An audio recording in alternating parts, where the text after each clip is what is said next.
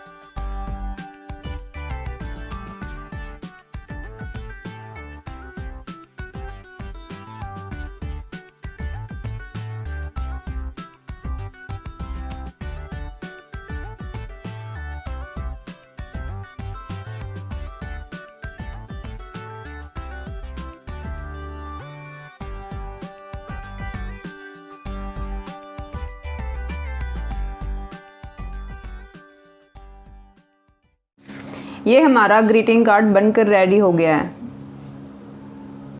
I hope आपको video अच्छी लगे।